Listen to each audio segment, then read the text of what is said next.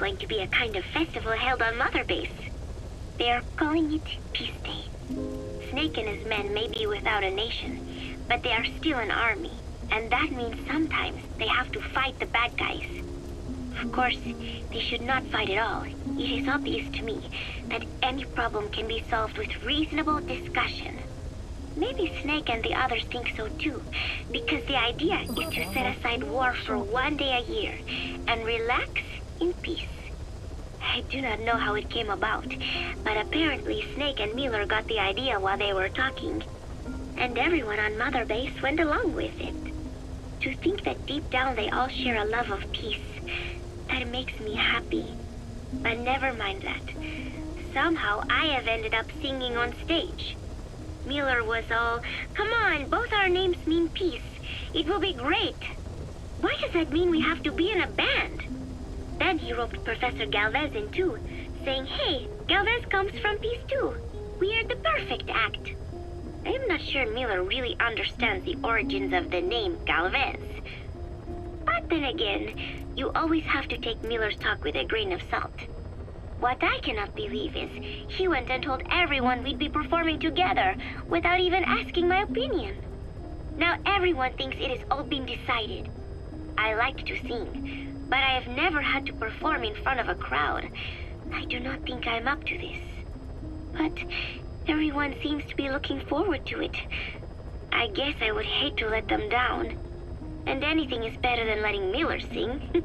Oh, that was mean. Miller said he was going to write a song for us. I wonder what it will be like. It is funny. The more nervous I get, the more I find myself looking forward to it.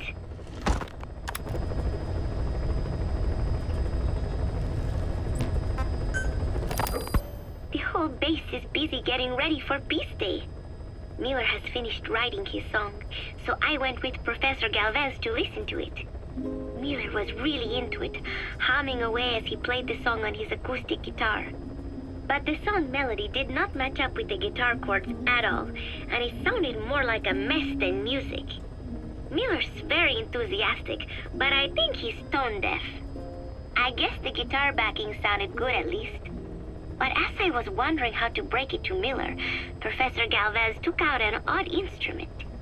It was just two antennas sticking out of a box, more like a radio than a musical instrument. He said it was invented by the Soviets, but why would Professor Galvez own a Soviet-Russian instrument? I asked him, and he told me music has no borders. Well, I cannot argue with that. Good music is something people of any nation can appreciate. Why not abandon war and just make music together? But anyway, the professor offered to try playing the melody on his instrument in time with Miller's guitar.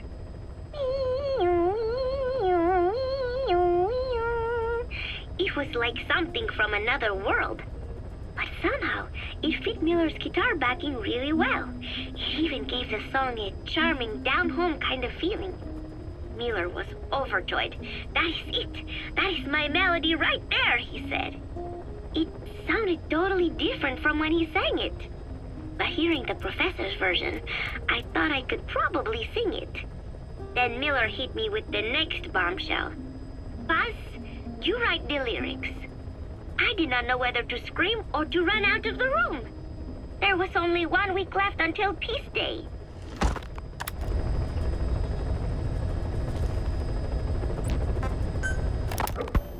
So, as if putting me on stage to sing was not enough, Miller even expected me to write the lyrics.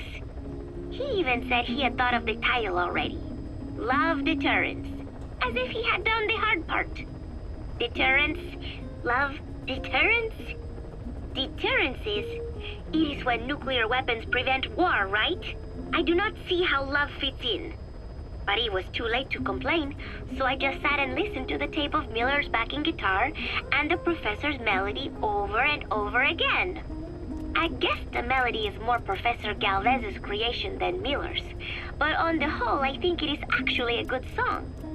First, it goes for your heart with a sorrowful opening, but then you feel revitalized as the song goes on. Miller grew up in post-war Japan. Maybe that is why the song has that kind of balance.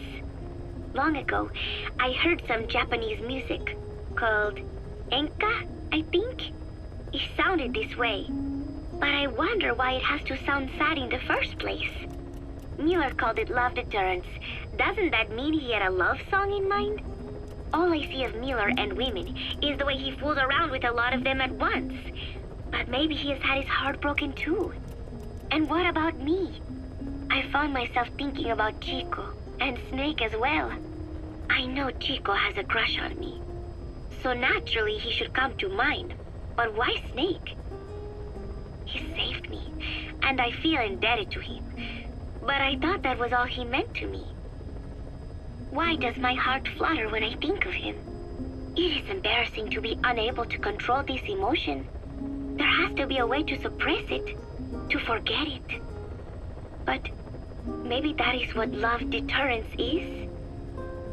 With that thought in mind, I went to my desk and began to write and write. Just 3 days left until Peace Day.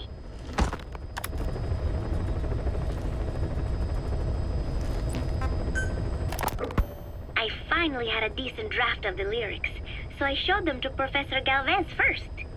He liked them. He said I had done a superb job capturing the sense of a young girl's troubled heart. There were 1 or 2 lines I thought needed brushing up, so although he said lyrics aren't my specialty at first, he gave me some advice. Everything he said made perfect sense. When I tried putting in his changes, they made the song feel deeper, more sincere. That is the professor for you. He always has the answer. With the lyrics finished, I was ready to show Miller. He does not often take things seriously, but all of a sudden, he was saying, "Paz, you have the soul of an enka songwriter." And I did not even listen to enka all that much. Maybe I am pretty talented after all. But still, it took so much time to write the lyrics that there is hardly any time left to rehearse before Peace Day. The 3 of us rushed into the makeshift practice studio on Mother Base to see how we sounded together. Miller strummed away with a big smile on his face. I sang the main melody, and Professor Galvez improvised a backup melody. I know the professor is smart, but is there anything he cannot do? And Miller's guitar playing sounded a lot better now that he stopped singing. But I can hardly criticize his voice. I thought I had learned the song well enough listening to the tape as I wrote the lyrics, but I had trouble with the pitch and kept missing the rhythm. I have to practice, but there is almost no time left. It is just 3 days until Peace Day. Wait, I thought there were 3 days left before. I went and checked today's date with Miller and the professor. The date has not changed. It is the same day. Something is strange. Am I reliving the same day?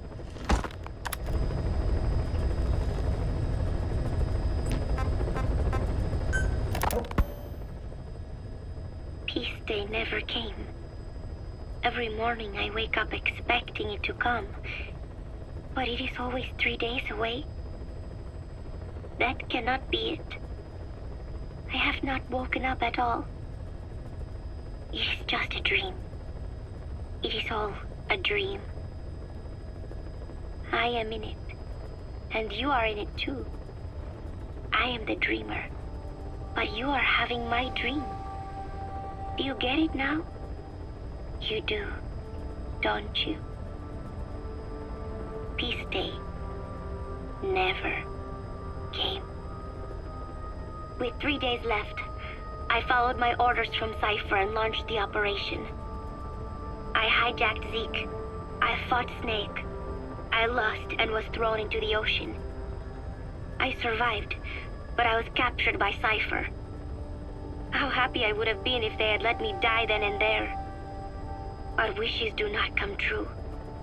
We just cling on to our dreams, our phantoms, mine and yours. But I think this one is coming to an end. After all, you have figured it out now. You can kill Skullface, murder Huey, slaughter Zero, burn the whole world down. that he still won't bring me back. Me, or any of the dead. And that was our business. War. We bought our daily bread with money paid to us for killing. Maybe us getting killed was just balancing the scales.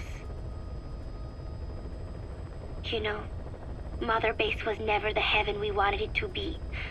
But I was still happy to have lived with everyone there. It was such a short time. Such a hypocritical peace. But while I was on Mother Base, I was happy. So, I hope I am not the only one who looks back on those days with happiness. There is more to remember than hatred and rage. But of course, this is you thinking that I should think that. It is no mystery now. I am just a phantom. A fragment of the mind you have lost. The real me died a long time ago. But even so, more so, I can tell what you are really feeling. The real emotion that is locked away at the bottom of your heart. Let it fly out. Let it guide you. Live. I think it is my job to tell you that. That is why I exist.